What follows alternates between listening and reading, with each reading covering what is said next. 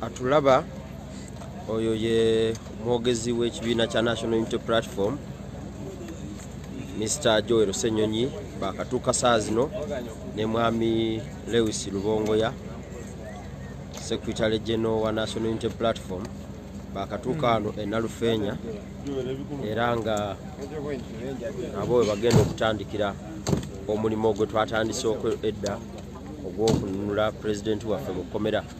Badde tubagamba nti President akyaliwo wano bali babadde bagoba moloka njereere nga abantu abalala balowooza nti kulimba. Oyo ye Mr. Lewis, ono ye Mr. Joel Senyonyi, moloka gye bagiddemu eya Meya Nabiira. Yeah.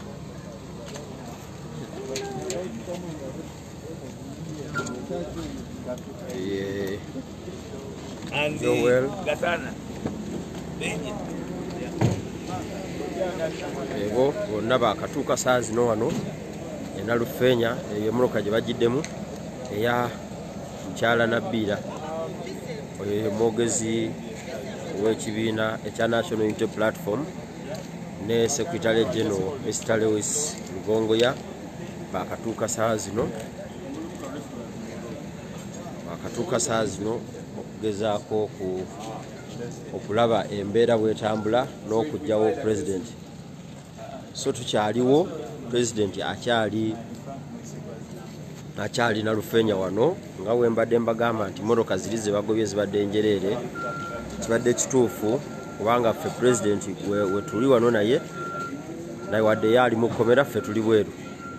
Nze mwennyini njogeddeko naye ne nfunako n'omukisa ogwogerako naye n'okumutuusiza ekyokulya.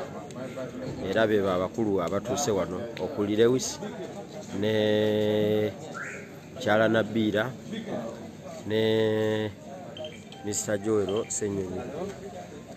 Embeera eri wano.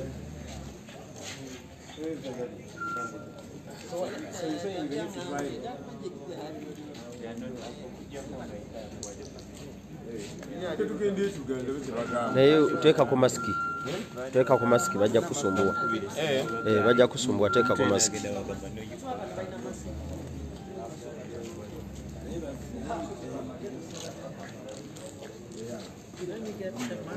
Ya ona uteekako ka masiki bajja kusumbuwa. Ebikuluma muzeeyi. Muna. Ino sako yitabuse naye kyonna kyekiri tulemeddeko. Kituufu. Eri kuzikiza.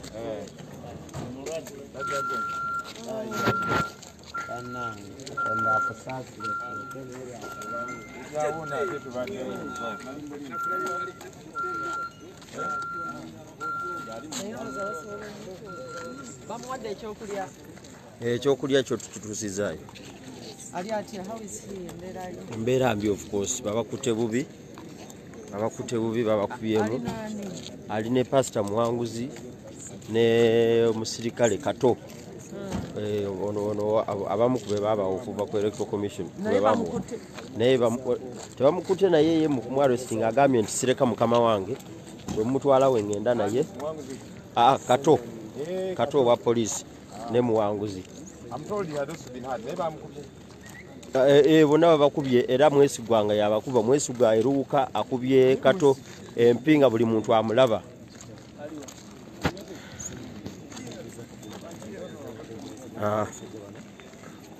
Mr. Senyonyi omwogezi w'ekibiina kya National Unity Platform.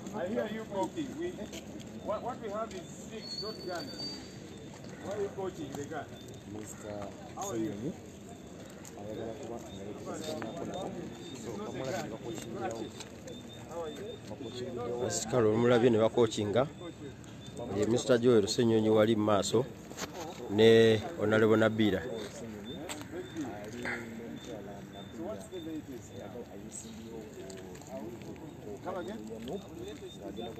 Up tomorrow. Oh, so we can't engage because his lawyer. This is Katana, his lawyer. Omwogezi wa National Unity Platform nti omulaba akutte omuggo gwe. Embeera gyalimu si nnungi naye nti embeera gyalimu si nnungi naye azze ayogereko nabo alabe embeera ki oba ekigenda mu maaso. So what time? So what you're saying is you're detaining him overnight? Because you're saying we come back tomorrow. So does that mean he's detained for the night? Our bosses are not around, but it's better for you to come back tomorrow. No, you're around. You can give us information. So that You have no powers. another thing that your people chain of command matters. Yeah. Sajja yeewozezaako. Kweli. All the bosses have gone home. Yeah. But even here, the bosses have gone home. For us, we are taking the post until tomorrow. Even in this group, that's the order they have given us. But I'm sure there's a commander, man. That's the word we can tell you. Yeah.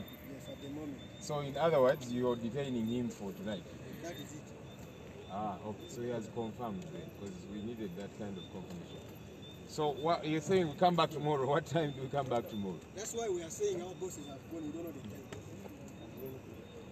But at least you allow him to speak to his lawyer. Because we have his lawyer, and since now he's a detainee, really it would be good that his right to access a lawyer are granted.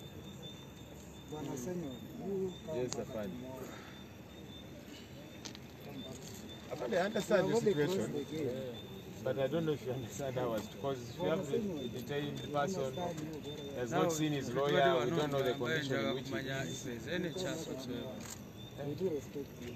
We respect you too. That's why we are engaging like cordial gentlemen. Is he safe? He's safe. How do we know? If he's there, he's safe.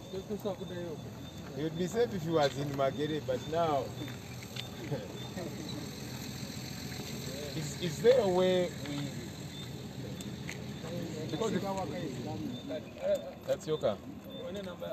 That's okay. Come. I was going to ask a funding. I don't know who say would be in charge, somebody that we can engage with, and that we know it's late, yes, and we've traveled a long way, but I thought it's good if we just got some information.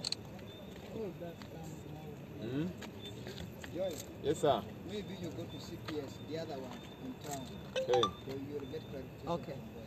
But now find it. He was arrested from inside. It is still ginger. It is still ginger. You said the one in town. CPS. I think CPS. Oh. Yeah. That's where our big men are. Okay, that's a good one. Yeah. Here is only for small people. Oh my goodness. Oh my goodness. Anyway. Yes, sir. No, me have no problem. And you shouldn't worry about me, Afandi. All I have are crutches, not a gun. So me, I've come all the way from Kampala to Jinja. We are strong nonetheless. We are strong. We are strong.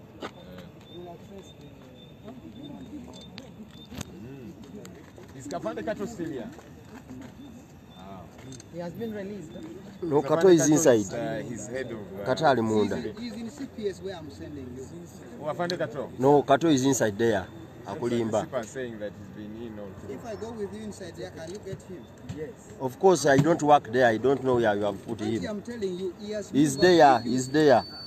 I gave him food, and he took to the president. So has he been given food? Nze muwadde emmere okugitwala eyo. Ogiwadde ani? Ngiwadde Kato. Tubadde nze Swengere ne Dan Magic ne Nubian ne tubawa emmere ne tuwa Kato emmere okugitwala munda.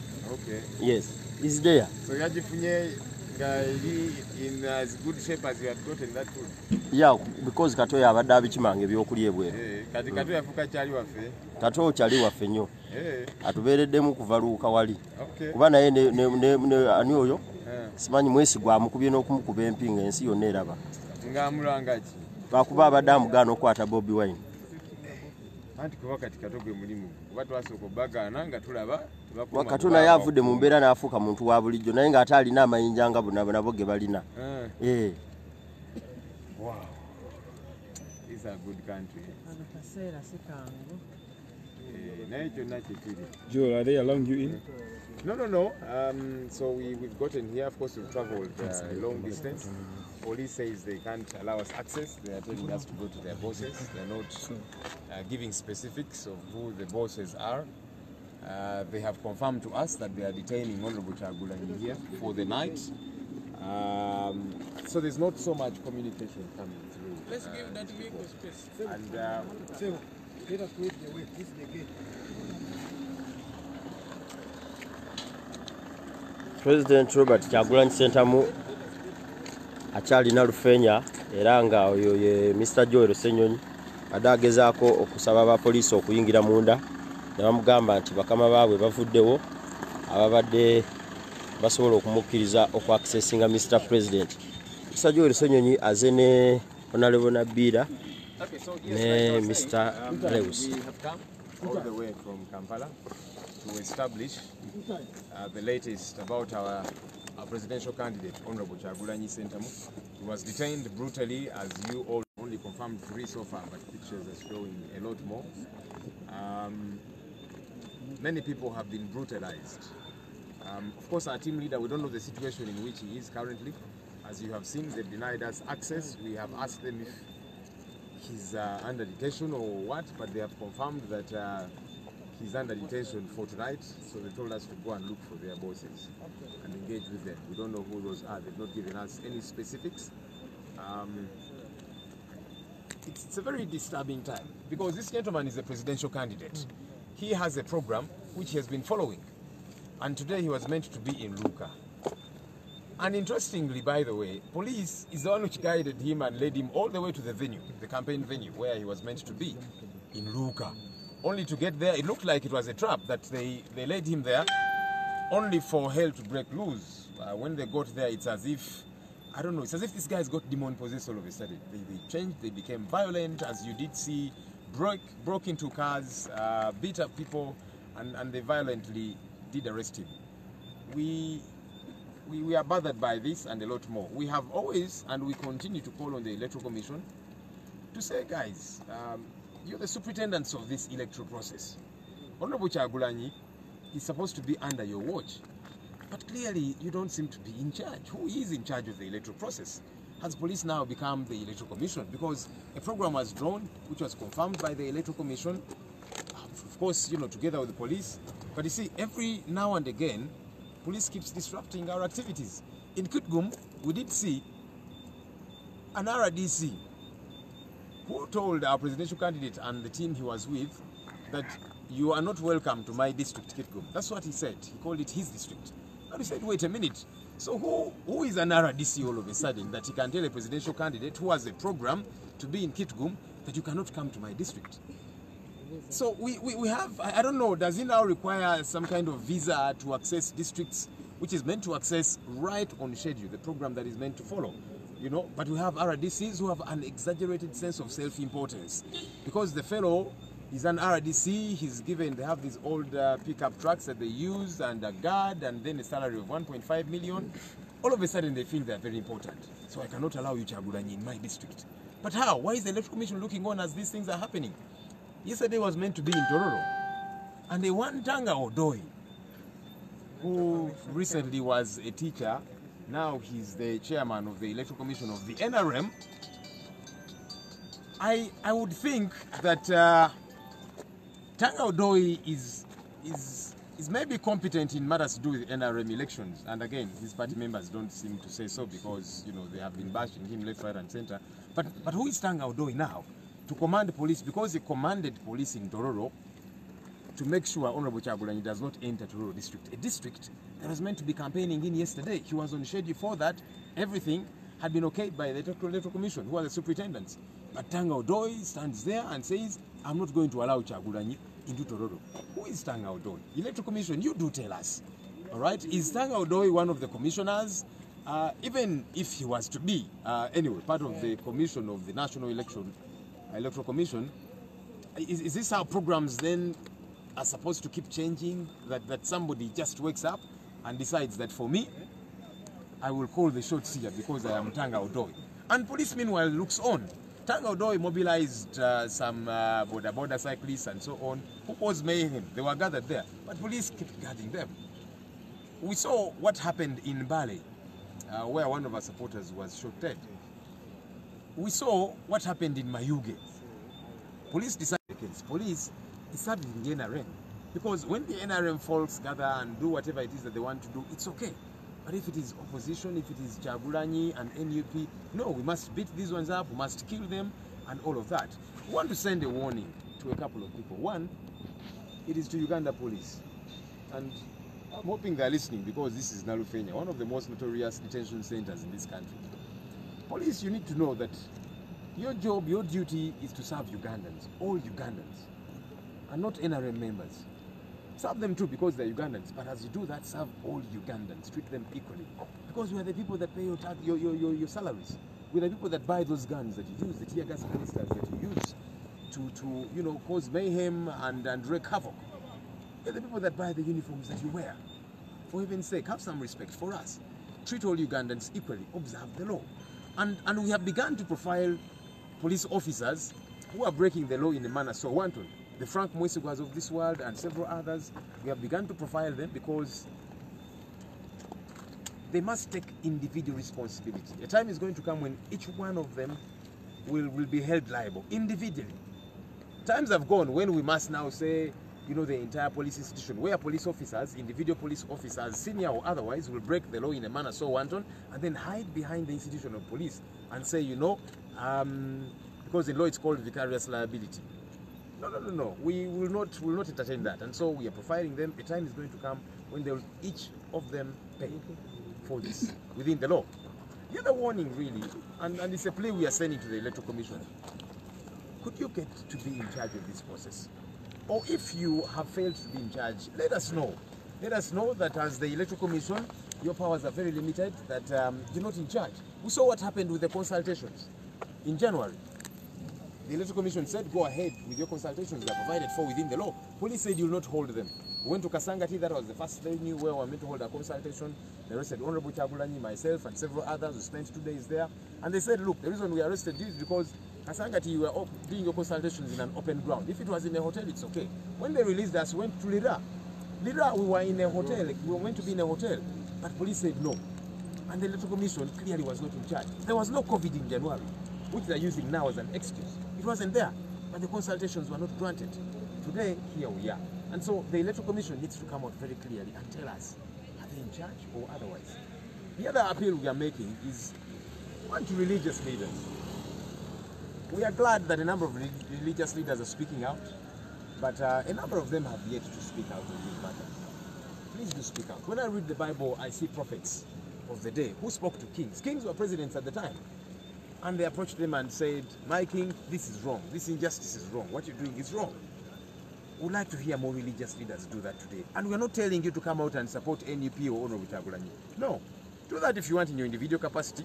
Voting is by secret ballot, so you get to vote for whoever you want to. But speak out against injustice.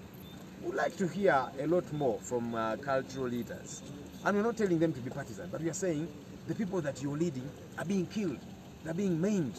They're being hurt by the people supposed to protect them. Please speak out on these matters. Opinion leaders, Ugandans, of course. This now goes beyond partisan boundaries. It goes beyond NUP. It's a Ugandan matter because people who are being killed are Ugandans. We all must be able to speak out. Finally, let me say this. This has nothing to do with COVID, like I've told you. COVID is being used as an excuse, and they keep saying, but you see, you guys are gathering crowds and so on. People wait for Honorable Chagulanyi in every trading center. He has never called out on people. Never. As spokesperson, I have never, at least on behalf of the party, to say, our members, our supporters, now our flag bearer is going to be coming to Luka. Please come out and receive him. No, we never do that. We only plan for the 200 people now that are set to be planned for. But people, because they're hungry for change, they're desirous for change, and they see Honorable Chagulanyi and NUP as the embodiment of this change, they come out in droves. We don't call them, but they come out and they wave. And they don't commit a crime as far as we're concerned when they do that. He waves at them and then proceeds. So why does it become a crime? Why is COVID-19 being used as an excuse, for heaven's sake? If government of Uganda, if Mr. Tibuhaburwa, who is in charge of government, was so concerned about COVID-19, he would not have let the NRM primaries happen the way they did. Because at the time, COVID-19 was a lot more rife than it is now. Things were a lot more tricky. If Mr. Tibuhaburwa was so concerned about COVID-19, he He would not let ministers and other interim leaders go around campaigning masses.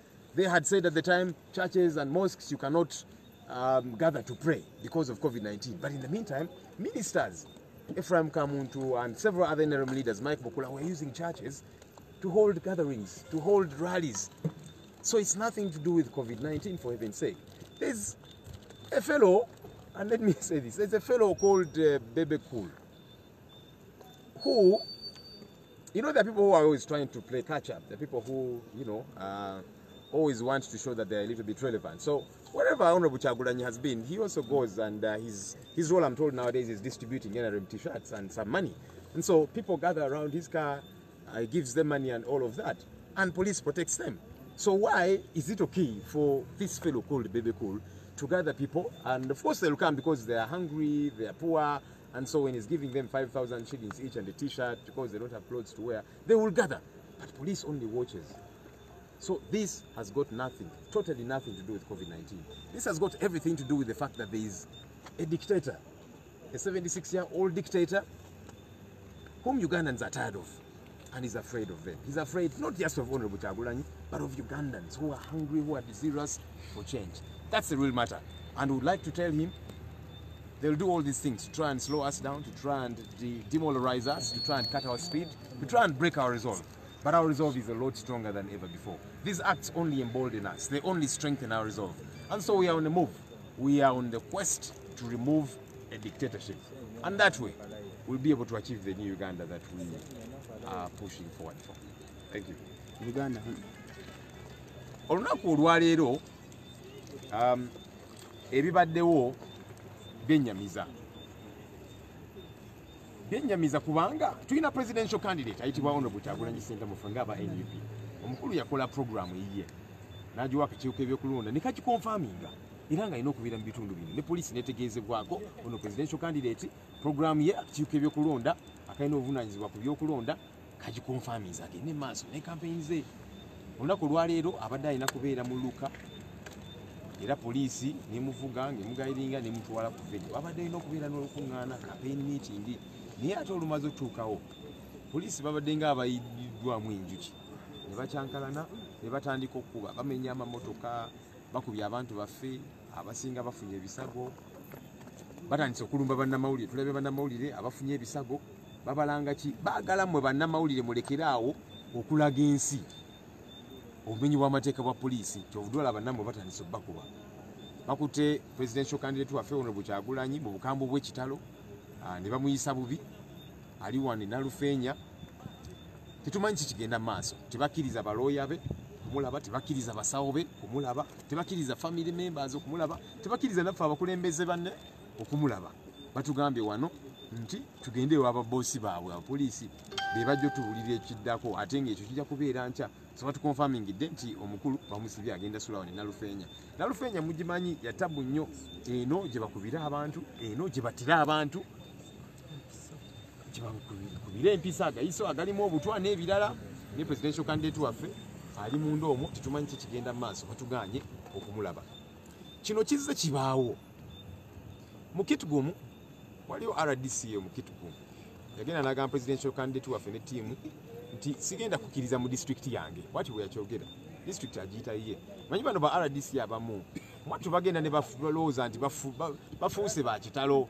Musajja mubi yali abonaabona n'ensi ne bamuyita bamuwa omulimu ne bamuwa emmotoka. Waliwo zikabangali zino enkadde ze batambuliramu ne bamuwa omusaala gwa $1.5 kati n'awulira nti aha afuuse wa kitalo nnyo. Kati RDC obuyinza obugaana presidential candidate okuyingira district gy'abadde alina okubeeramu ng'eri ku program abujjawa. Walabye ebyabadde Tororo. Waliwo omusajja bamuyita Tanga Odoyi. Tanga Odoyi yali musomesa naye ennaku zino yakulira akakiiko k'ebyokulonda ka NRM. Tanga Odoyi yagenze n'alumira poliisi ey'omutororo n'agidumira tebakkiriza Honorable Kyagulanyi kuyingira mu Tororo. Era poliisi negondera ebiragiro. Kati ffe twebuuza kuno Tanga Odoyi alina okuba ng'akwasaganya ensonga z'akakiiko k'ebyokulonda ka NRM kuba alina ebizibu ebimala. Wala primaries zaabwe abantu NRM baagala namukuba naki alina ebizibu ebimala. Alina kuba ng'akwasaganya ebyo. Naye kakati obuyinza Tanga Odoyi obudumira poliisi tikakati temukkiriza Kyagulanyi ne batuusibwako ebisago. Mulabye ebizze bibeerawo mu districts ez'enjawulo ebugiri bamuganye n'okwogera n'abantu be ono presidential candidate era alina campaign program eyakonfamingibwa akakiiko k'ebyokulonda gyatambulirako. Kakati bano bapoliisi ne security bavaayo bo ne balowooza nti ffe tetugenda mukkiriza. Bakikola bayita mu mateeka ki? Tusaba akakiiko k'ebyokulonda okusookera ddala bakagamba keetengeredde keyita Independent Electoral Commission kaveeyo kategeeze eggwanga kali in charge oba nedda, kubanga akakiiko kalinga akatali in charge era nga buli munnayuganda bwakimanyi naye ko kagamba keetengeredde era kali in charge. Naye bwe kaba kali in charge lwaki ate abantu abalala poliisi n'abalala bagootaanya campaign process akakiiko zikakonfamingidde, kubanga kizze kibeerawo mu buli ngeri. Naye akakiiko tukatuukirira ne kagamba ye tujja zigonjoola ensonga nene kaakano kati meeting zaffe n'akakiiko ebyokulonda zitandise okututama kubanga abakulu balinga abatalina buyinza bategeeze eggwanga nti mwatu naffe tulina bwe tukoma tutegeere ki ekigenda mu maaso. Twagala okulabula abannaffe abali mu poliisi. Poliisi erina okitegeera nti erina kuweereza bannayuganda bonna, so si ba NRM bo nga bo, kubanga ffe bannayuganda fe abasasula omusaala, fe abagula uniform ze bambala, fe abagula emmundu tiyagaasi n'ebirala bye bakozesa okutuluganya bannayuganda. Batuwe ku kitiibwa, bawe bannayuganda ekitiibwa, bajewo embeera y'ebyana n'abaana. Poliisi kyekola kaakano. Ate poliisi tubalabula abakulu mu poliisi kubanga tutandise baprofilinga ba Frank Mwesigwa baani sekinoomu olunaku lugenda kukya bweruti musasulire ebintu bino obumenyi bw'amateeka bwe mukolamu abapoliisi. Tetugenda gamba bino nti kitongole kya poliisi mwerimbike mwekweke mu kitongole kya poliisi. Abapoliisi sekinoomu tugenda balondoola kuba tutandise baprofilinga olunaku lugenda kukya musasulire ebintu bye mukola bannayuganda, okubatta, okubatulugunya, okubatuusaako ebisago, okumenya amateeka. Tusaba abalyoyi b'emyoyo abakulu mu madiini era twagala okwebaza abo bavaayo ne boogera ku fugabbi ne boogera ku tulungunya bannayuganda. Tusaba n'abalala baveeyo boogere ku nsonga zino kuba kati kino kikyali kya NUP kya Uganda. Bwe nsoma vanjiri nsoma bayibuli ndaba bakabona baatukiriranga bakabaka bapulezidenti b'ebiseera ebyo namugamba kabaka sebo kino kyokoze kikyamu. Lwaki abakulembeze b'amadiini tebabikola kaakati bonna? Tusaba abakulembeze b'ennono cultural leaders nabo baveeyo boogere ku nsonga zino kubanga abantu bemukulembera babatta, babatulugunya, babayisa bubi. Muveeyo mwogere ku nsonga zino. Ate tutugamba nti muveeyo muwagire Kyagulanyi ne NUP. Nedda, muveeyo mwogere kufuga bbi ku kutulugunya bannayuganda kuba kati kino kikyali kya NUP yokka. Mukwasaganye ensonga zino. Tusaba bannayuganda abali eyo mwenna bane tutandika okwebeereramu. Oba oli wa NUP oba tuli wa NUP kubanga kino kitubadde kufa ba NUP enja kijjawo obo n'osirikirira. Ffenna twegatte tugambe nti nedda kino kikyamu. Njagala sembyayo kino. Mwami Tibuhaburwa ne gavumenti ye ensangi zino beekwasa nnyo COVID-19 Kyagulanyi okunga abantu baveeyo mu bungi ate kati awo akabuka aka corona kagenda kuba kasaasaana. Okusookera ddala omukulembeze waffe presidential candidate waffe Kyagulanyi Ssentamu tabangayo n'omulundi n'ogumu n'ayita abantu muninde mu zi trading center naki fenga ekibiina tetukyogerangako nti muveeyo. Tutegeka wagenda okubeera ne campaign meeting abantu 2 batuwa naye olwokubanga bannayuganda bangi baagala nkyukakyuka bakoowu bamulinda bamanya nti kati agenda ggulu buli trading center eri kukuba eryo nga bamulindirira mu bungi bwabwe ne bamuwuubira ne yeeyongerayo. Abatabayise ate tekimanya mateeka okuwuubira omuntu gw'oyagala ne yeeyongerayo. Naye kambuuze lwaki balondoola Kyagulanyi nga n'abalala bakikola? Waliwo omukulu bamuyita bebekulu. Ensangi zino omanyi akopereza nnyo bambi agenda n'alaba Kyagulanyi yamusukkako kati alowooza tukyali mu byakuyimba tamanyi nti kati bino bintu biri siriyasi.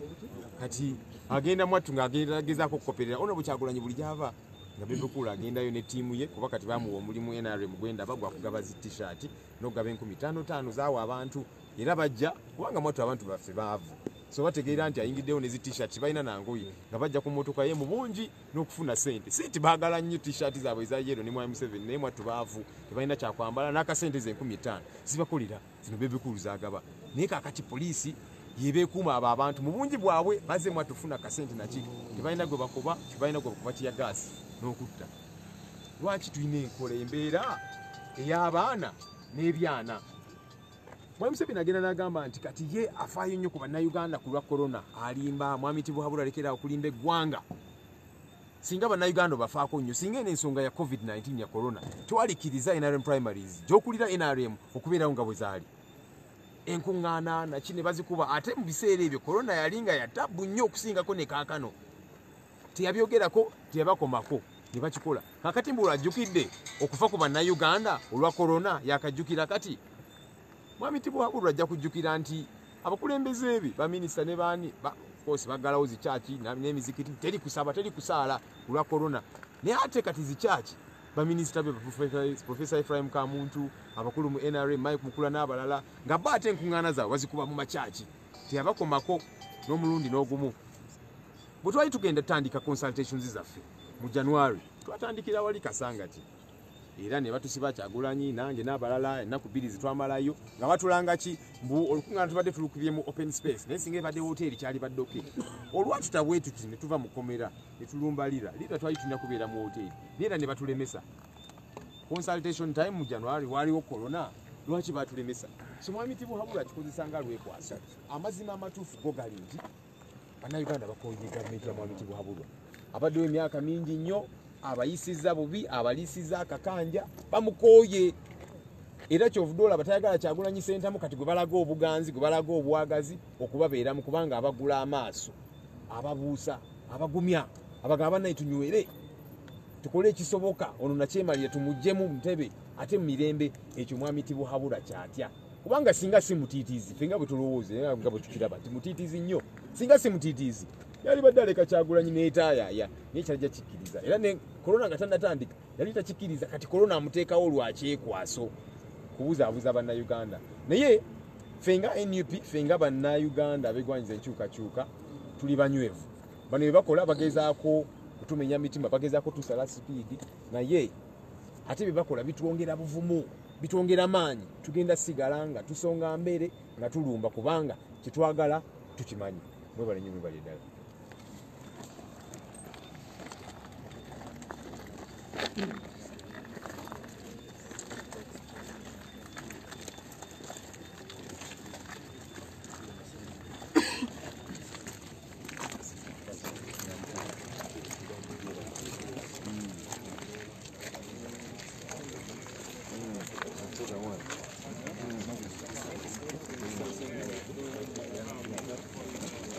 Oyo abadde Mr. Joel Ssenyonyi, omwogezi w'ekibiina kya So we're going to see more details as they're unfolding the story, but I can't forget that as of today, actually, it's been a very tough day for the journalists.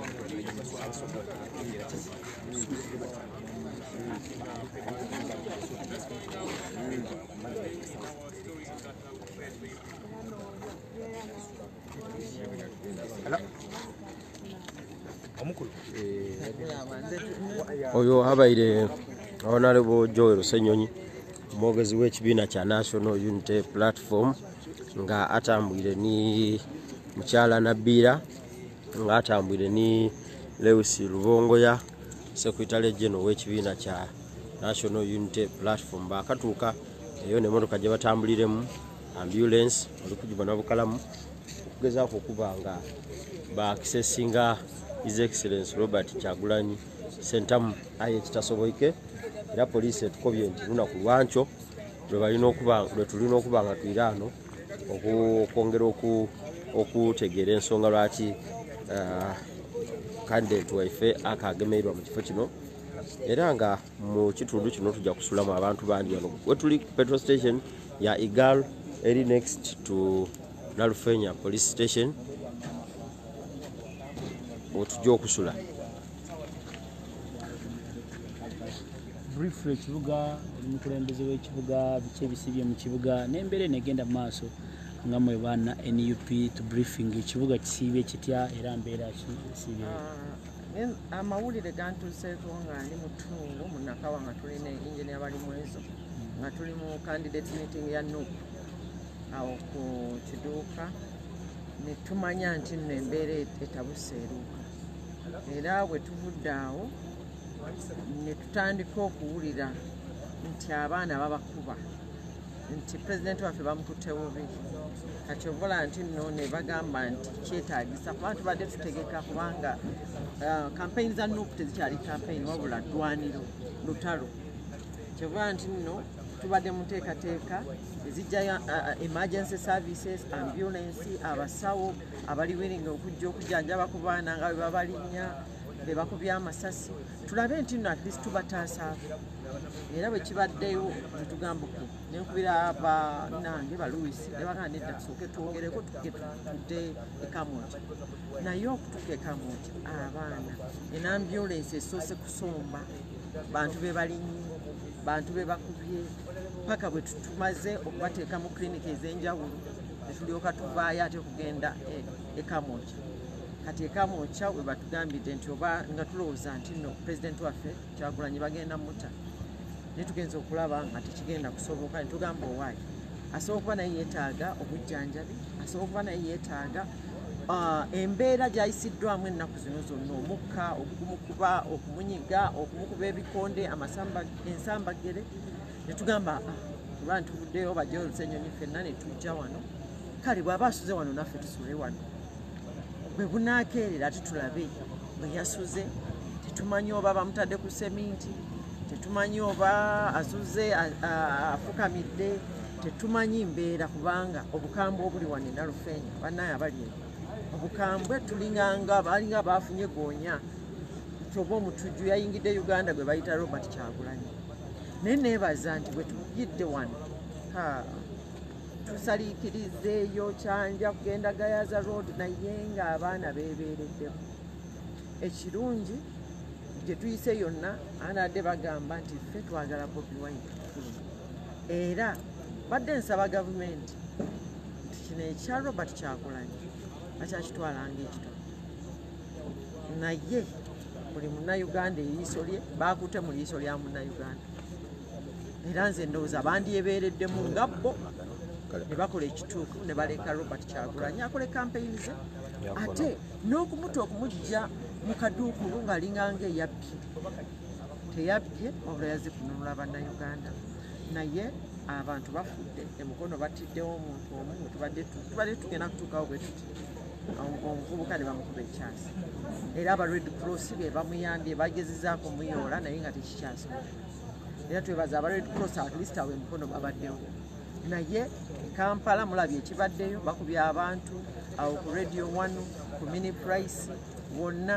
nze kyendowooza nti Uganda egenda state of emergency era president yandibadde alunganya bannayuganda nti omanyi okulonda sikyakwetaaga kati abali eyo mwenna fika tugira tukyabeera wano e Nalufeenya obudde bwakaziba bulina okukya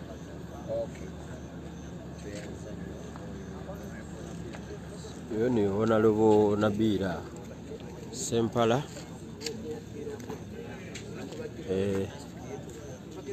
ngagezaako okwinunula embeera bweri aye tulikali wano Nalufeenya eno tuli ku Igalo petrol station eri opposite Nalufeenya police station nga tujja kusula wano tuwunire mu kayencho tusobole okubona nga tukole ekisoboka president okuba nga avaawo abanamateeka be baidye mwebale n'abaire ku live ndakujja mpumulemu ku buli kinaagwawo ndakuba nti bategeeza